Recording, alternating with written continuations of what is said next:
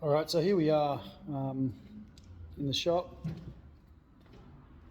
and what I want to start this video on is something that I've never done before, but I'm pretty confident I know how to make it work. What we're working on is lowering our bugs. So this one here, it's what you call a static ride. So it's low, but it's not adjustable. So basically when you're whether you're parked or whether you're driving, it's low. So every bump you hit, it's uncomfortable. Which, you know, that's fine. It's only a bug. It's not as if it's my daily driver. But what I'd like to do is get it lower to start with. But I'm not going to play with this one. This one is staying as a static ride.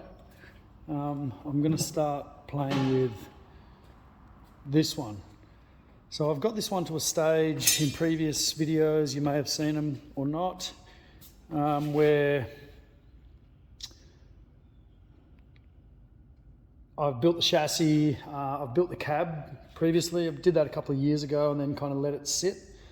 But now we've got it so it's sitting on a chassis. I've still got a little bit of notching to do around the back so it sits down level.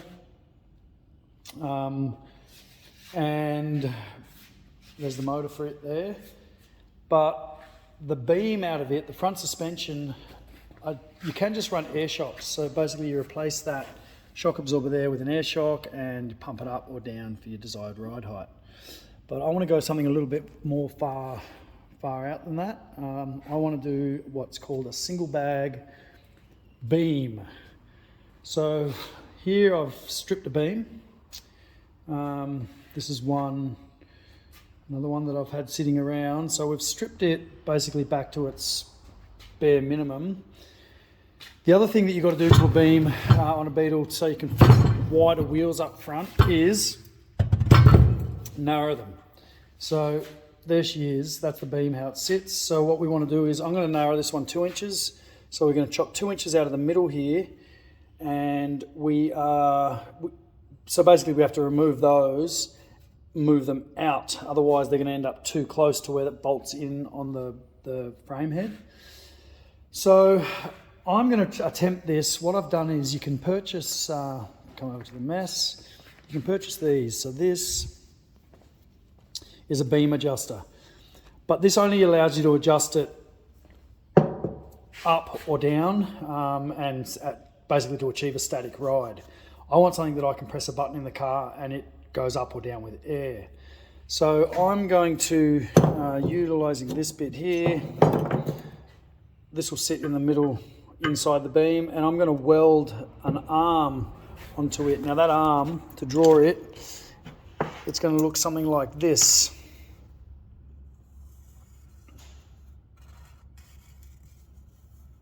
And I'm going to cut it out of 10mm plate, and I'm going to weld it to this thing, so that way when the airbag sits in here,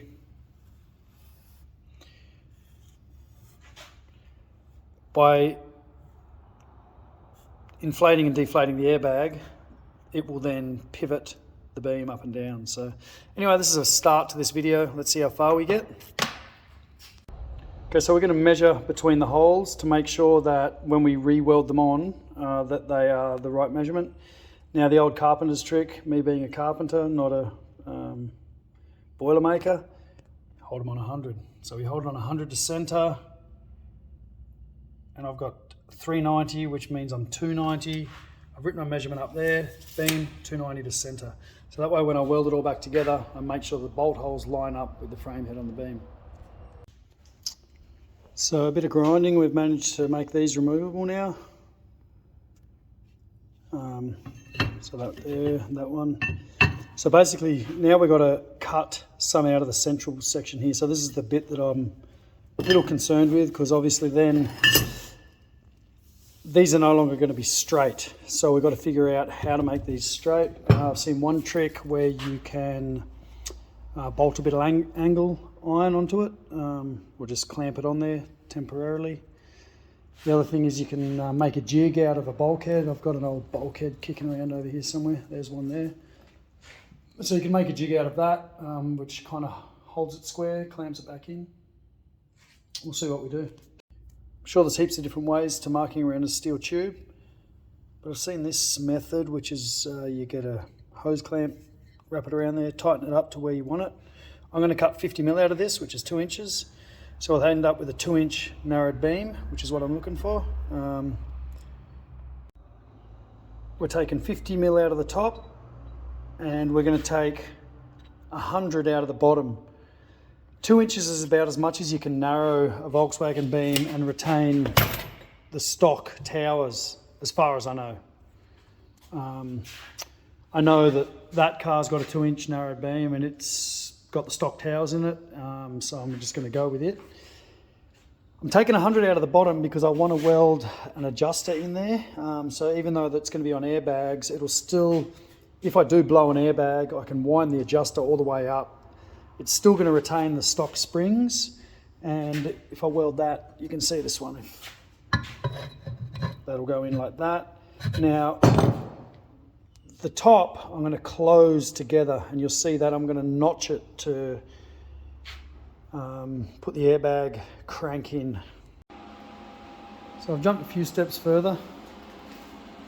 This is the beam, narrowed 50mm, 2 inches. It's got a beam adjuster nail welded into the bottom. I put it in upside down on purpose so that way I can access it from the inner spare tyre well. Seems though I'm going to have to drill the springs anyway. And this is the bag, airbag. So that would be full up. I just hope I've got these spring spots right. And down, up, down, up, down, up, down.